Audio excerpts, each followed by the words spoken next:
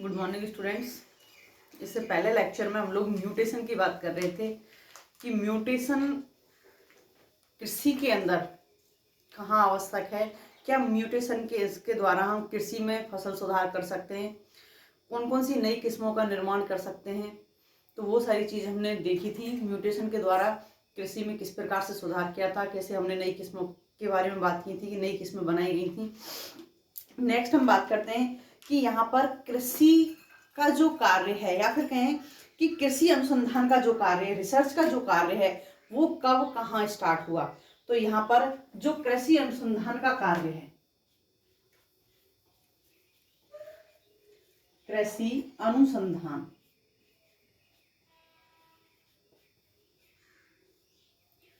तो इसका जो कार्य सबसे पहले स्टार्ट हुआ था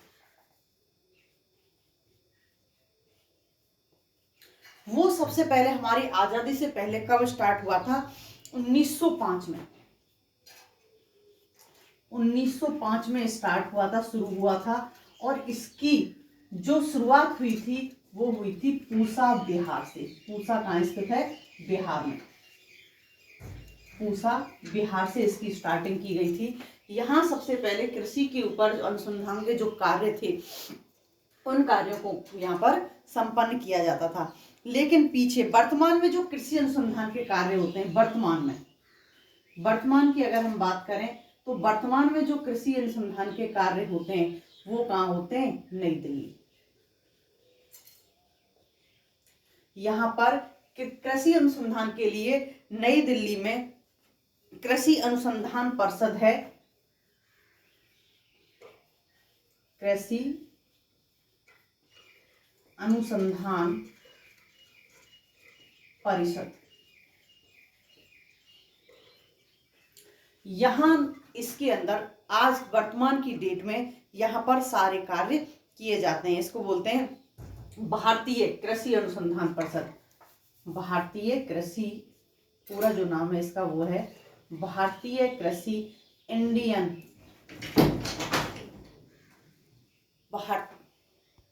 तो जो भारतीय कृषि अनुसंधान परिषद है जो नई दिल्ली में प्रेजेंट है, इसको बोलते हैं Indian council of agricultural research. इसका जो शॉर्ट नाम आता है ICAR, जिनकी फुल फॉर्म पूछ ली जाती है। तो ICAR का पूरा नाम है Indian council of agricultural research, जो कहाँ प्रेजेंट है? नई दिल्ली में। इसके अलावा यहाँ पर तीन ऐसी संस्था हैं जो यहाँ पर कृषि से संबंधित कार्यों का ध्यान में रखती हैं, उनका निर्देशन कर रही हैं और वहाँ पर विभिन्न रिसर्चों को करा रही हैं। यहाँ पर रिसर्च करने वाले जो वैज्ञानिक हैं, स्टूडेंट्स हैं, उनके छात्रवृत्ति का ध्यान रख रही हैं। तो यहाँ विभिन्न कार्यों को यहाँ पर संपन्न करा रही हैं। तो तीन संस्थाएं कौन कौन सी हैं? भारतीय कृषि अनुसंधान परिषद, भारतीय कृषि अनुसंधान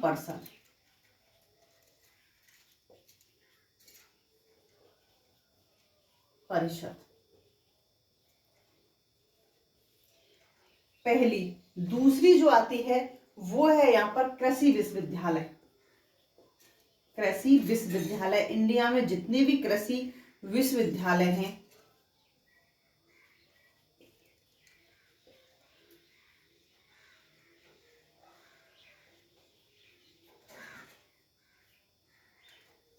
और तीसरी जो आती है वो आती है निजी क्षेत्र में। निजी, जो खुद की अपनी कंपनियां खोल के बैठे हैं, जो यहाँ पर अपने निजी क्षेत्र में कार्यों को करा रहे हैं। तीसरे निजी क्षेत्र वाले आते हैं, जिनको निजी कंपनियां हैं, जिनकी खुद की। यहाँ पर ये तीनों ही विभिन्न कार्यों को संपादित करा रहे हैं। कृषि से संबंधित जितने भी विभिन्न कार्य हैं उन कार्यों को करा रहे हैं। विश्वविद्यालय, ये आएगा विश्वविद्यालय।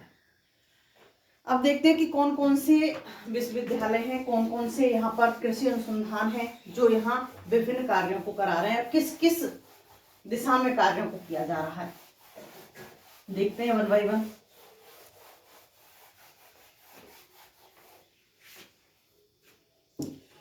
फर्स्ट भारतीय कृषि अनुसंधान संस्थान IARI, फर्स्ट IARI,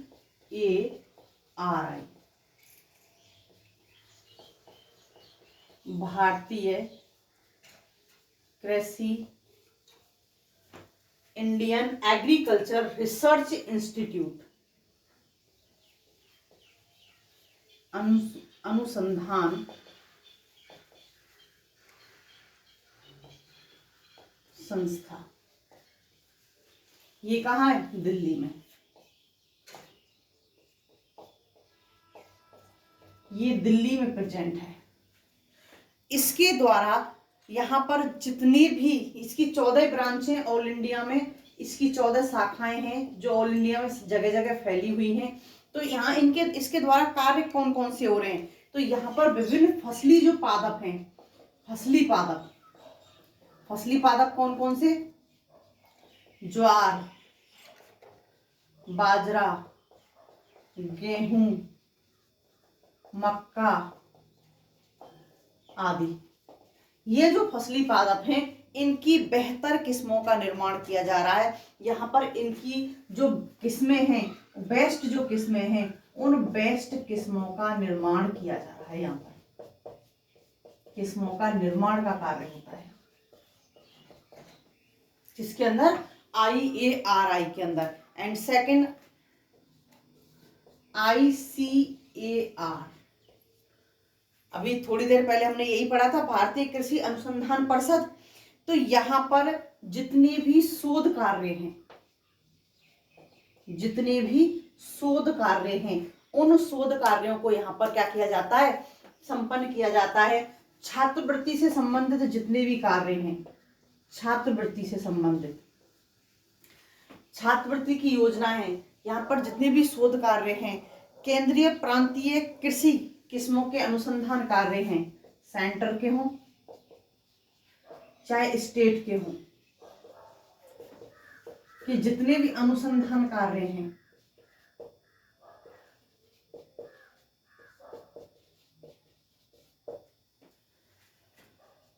सभी की क्या रखी जाती है? निगरानी। सभी की निगरानी रखी जाती है। इसका मतलब ये भी तो कह सकते हैं, ये क्या है? हेड। सबके ऊपर क्या है? हेड। सभी का ध्यान रख रही है, कौन क्या काम कर रहा है, सारी चीजों का यहाँ पर ध्यान रखा जा रहा है। नेक्स्ट, गन्ना प्रजनन संस्थान कोयम्बटूर, गन्ना प्रजनन संस्थान, ये कहां पर है? कोयम्बटूर, कोयम्बटूर। तो गन्ना प्रजनन संस्थान जो कोयम्बटूर में प्रेजेंट है, यहां पर 4 इसके स्टेशन हैं, इसके 4 स्टेशन हैं जहां पर इसके अंडर में काम कराया जाता है। वो 4 स्टेशन कहाँ हैं? करनाल, केनौर, करनाल हरियाणा में, केनौर केरल में, केनौर केरल में,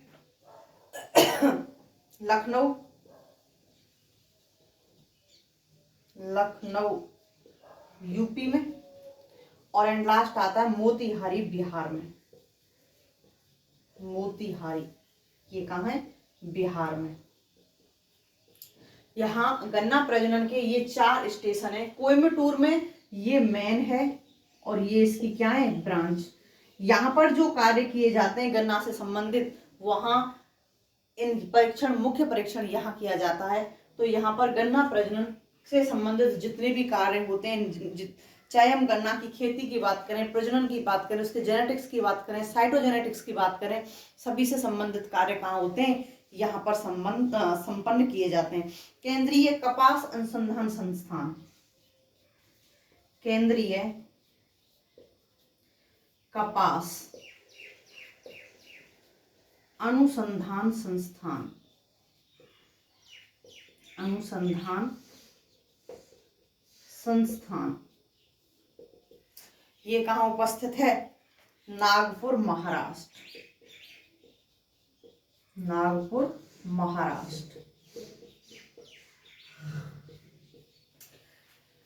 कपास से संबंधित जितने भी कार्य किए जाते हैं वो कहाँ किए जाते हैं? यहाँ पर। कपास की बेहतरीन किस्मों की बात करें, उसकी संकरित किस्मों की बात करें, वो सभी कार्य कहाँ किए जाते हैं?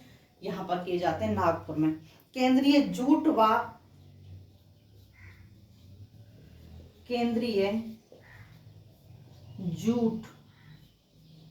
व रेशा, क्योंकि जूट से क्या मिलता है?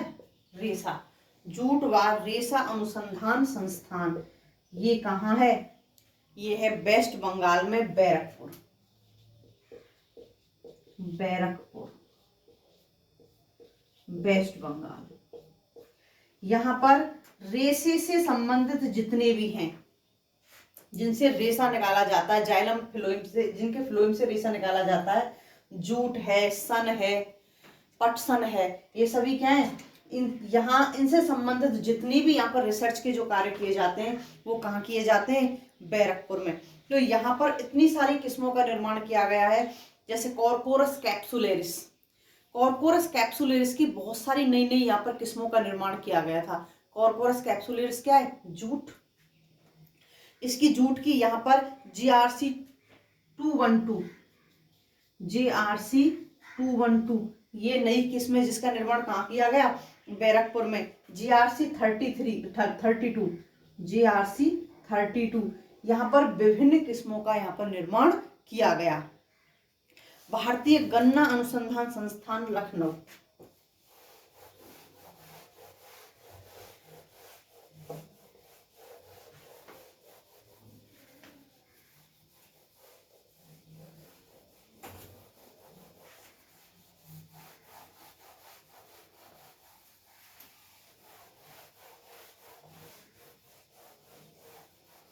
भारतीय गन्ना अनुसंधान संस्थान,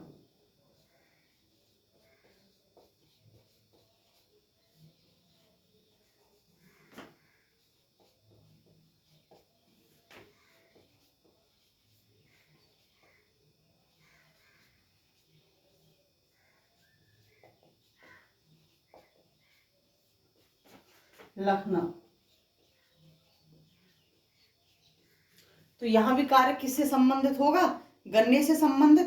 तो यहाँ इसके भी 5 स्टेशन हैं जहां पर कार्य संपन्न किया जाता है। 5 स्टेशनों पर इसके अलावा इसके और कार्यों को यहाँ पर संपन्न किया जाता है। केंद्रीय चावल अनुसंधान केंद्र, केंद्रीय चावल अनुसंधान केंद्र कटक,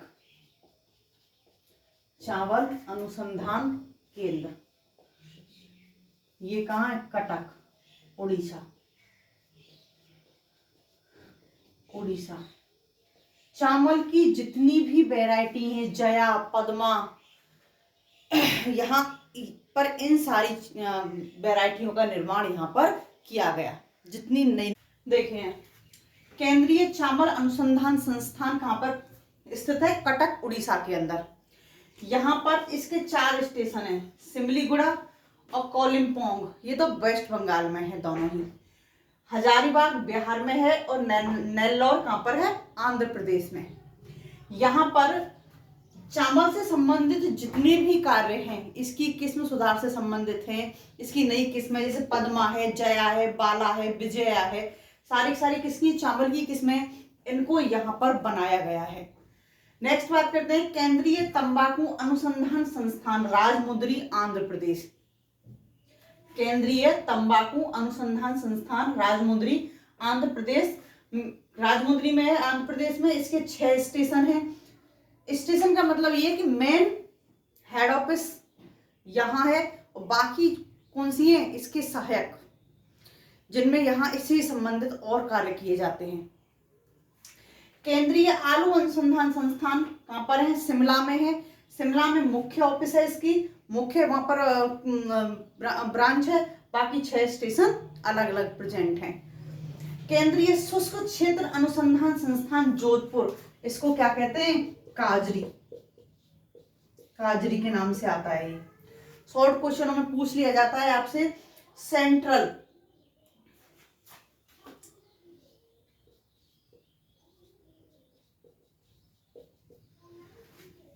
पूछ लिया जाता है ये। तो यहाँ पर ये जोधपुर में है। यहाँ जो होहोबा यूकेलिप्टिस जिनका पुनर्स्थापन किया गया है रेगिस्तान में, वहां उन पादपों से संबंधित यहाँ पर क्या होते हैं, कार्य होते हैं।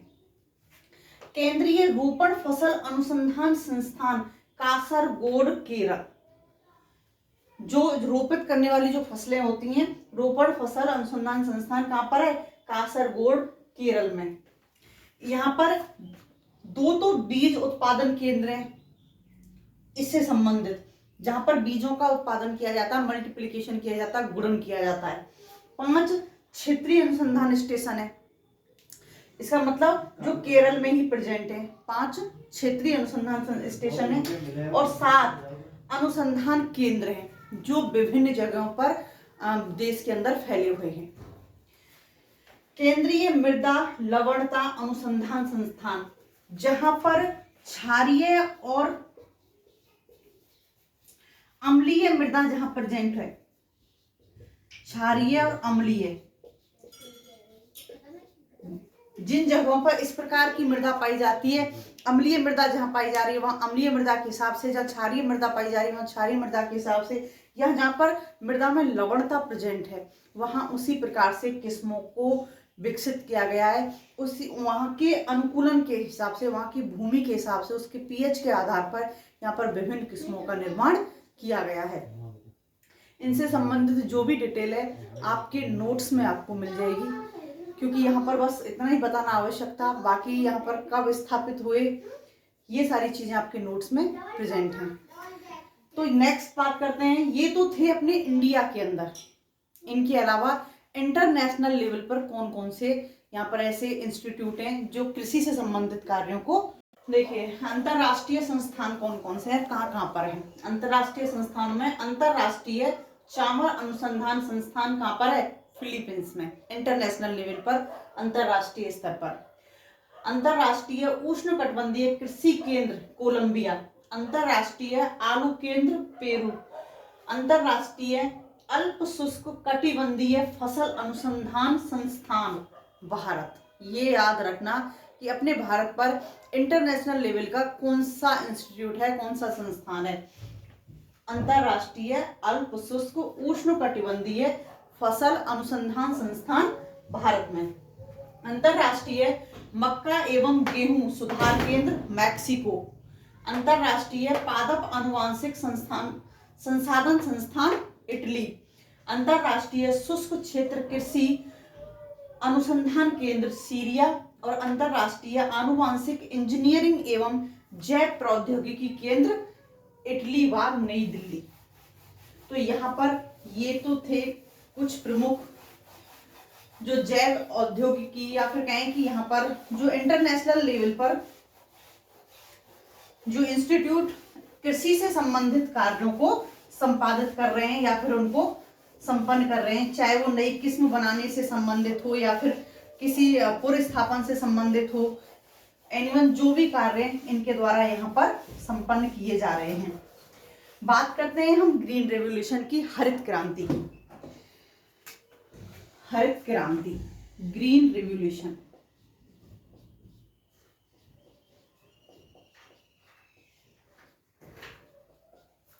हरित क्रांति क्या थी, क्यों इसकी आवश्यकता हुई, कब यहाँ हमारे इंडिया के अंदर ये आई, कौन इसको लेके आया। तो यहाँ पर अगर हम हरित क्रांति की बात करते हैं तो स्टूडेंट्स,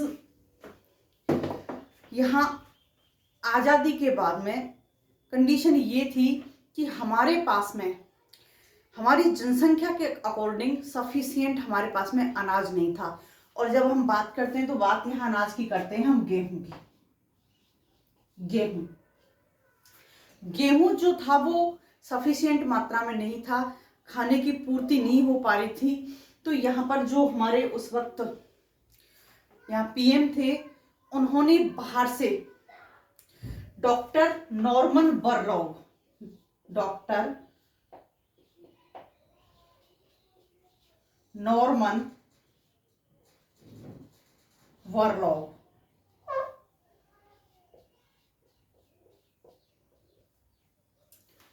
इनको हरित क्रांति क्रांति का जनक कहा जाता है। इन्होंने हरित क्रांति को का जनक क्यों कहा जाता है कि गेहूं की ऐसी किस्म पैदा की, ऐसी किस्म बनाई जो पैदावार क्या दे रही थी, ज्यादा, यहाँ ज्यादा पैदावार दे रही थी। तो यहाँ इनकी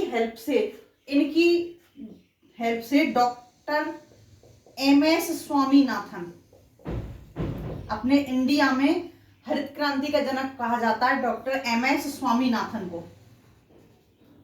तो इनकी देखरेख में यहाँ पर किस्मों का निर्माण हुआ। लरमा रोजा, सरवती सोनारा, जो किस्में हम पहले भी बता चुके हैं कि यहाँ जो मैक्सिकन गेहूं था उनको यहाँ पर मॉडिफाइड करके म्यूटेशन के द्वारा MS स्वामीनाथन ने यहाँ पर उनकी किस्मों को बनाया, और भी किस्में बनाई थी। तो इनकी इंडिया के वर्ल्ड को इनकी देन थी और इंडिया को इनकी देखरेख में देन थी। जो आज हमारे पास में इतना गेहूं है, इतनी अधिक पैदावार है, वो हमें पहले नहीं थी। हमारे पास में संसाधन नहीं थे, किसानों के पास में सुविधाएं नहीं थी, पानी की सुविधा नहीं थी, खेती से संबंधित उपकरणों की सुविधा नहीं थी, और यहाँ पर पैदावार के लिए जो किस्में थी वो कैसी थी, घटिया किस्में थी। प्रतिरोधकता कम थी, उनके अंदर पैदावार कम थी, लंबे समय में उनका मैचुरेशन होता था, परिपक्वन की अवधि थी जो थी वो अधिक थी। तो सारे के सारे कैसे थे, कोई भी गुण नहीं था, सारे के सारे उनके अंदर अवगुणी थे। क्योंकि इनको अवगुणी कहेंगे तो यहाँ पर इस वजह से हरित क्रांति का जन्म हुआ, खाद्यान्न की पूर्ति के लिए हरित क्रांति का जन्म हुआ। तो यहाँ फिर जिन किस्मों को बनाया गया, क्योंकि अब तक हमने विभिन्न किस्मों का ही नाम पढ़ा है, तो यहाँ जितनी भी किस्मों को बनाया गया था सभी बहुत अच्छी किस्में थी। यहाँ हरित क्रांति 3 चरणों में जाकर के संपन्न हुई। हरित क्रांति 3 चरणों में संपन्न हुई। फर्स्ट जो चरण था, जो प्रथम जो चरण था वो था 1940 में। 1940 में से लेकर 1960 कहते हैं, क्योंकि यहाँ तक तो देश आजाद नहीं हुआ था। तो प्रथम चरण था 1940 से लेकर के 1960 में। यहाँ पर विभिन्न फसलों में सुधार किया गया। यहाँ फसलों में सुधार हुआ, सुधार किया। विभिन्न प्रकार की जो फसलें थी उन फसलों में सुधार किया गया, विभिन्न उन्नत किस्मों का निर्माण किया गया।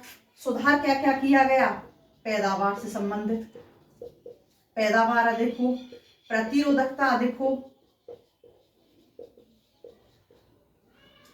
सहनशीलता हो, क्या कहें कि इनके अंदर सहन शक्ति अधिक हो। तो ये सारी चीजें क्या होनी चाहिए, अधिक। तो इस प्रकार का यहाँ फसलों में सुधार किया गया। सेकंड जो चरण आता है, अब हमने यहाँ पर सुधार तो कर लिया, लेकिन सेकंड जो चरण आता है वहां आनुवांशिक अभियांत्रिकी से संबंधित था। जेनेटिक इंजीनियरिंग, आनुवांशिक अभियांत्रिकी।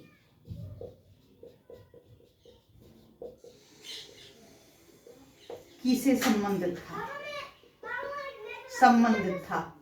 यहाँ पर क्या किया गया, जो सेकंड चरण में यहाँ पर जितने भी आनुवांशिक अभियांत्रिकी से संबंधित जो कार्य थे, आनुवांशिक अभियांत्रिकी का मतलब जो हमको जेनेटिक हेरफेर करके यहाँ पर जितने भी हमको कार्य करने थे, हमें किसी के जीन्स में परिवर्तन करना था, या फिर हमको किसी पैटर्न में परिवर्तन करना है, क्लोन्स को बनाना है, वो सारे के सारे कार्य किसके द्वारा संपादित किए गए, आनुवांशिक अभियांत्रिकी से संबंधित।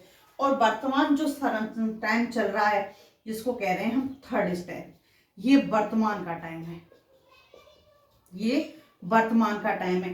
वर्तमान में ये भी हमारे पास में है, ये भी हमारे पास में है। यहाँ पर हम किसी भी प्रकार की हेरफेर कर सकते हैं, यहाँ इन चीज़ों को लेकर भी कर सकते हैं, हम जेनेटिक इंजीनियरिंग का भी कर सकते हैं। और वर्तमान में हमारे पास में क्या है, कंप्यूटर, और क्या है, माइक्रोस्कोप। तो इन चीजों का यूज भी करके भी हम यहाँ विभिन्न फसलों में सुधार कर सकते हैं। तो एट लास्ट जो हमारे पास में हरित क्रांति थी, उस हरित क्रांति को 1940 से लेकर के वर्तमान दौर तक 3 स्टेप से गुजरना पड़ा। तीनों स्टेप में क्रम बाय क्रम एक अधिक से अधिक शुद्धता मिली, और अधिक से अधिक वैरायटीज हमको प्राप्त हुई। तो यहाँ आपका फर्स्ट पेपर कंप्लीट होता है। आपका जितना भी यहाँ पर आपका सिलेबस है वो मैक्सिमम सिलेबस यहाँ पर कवर कर लिया गया है। Okay students, bye.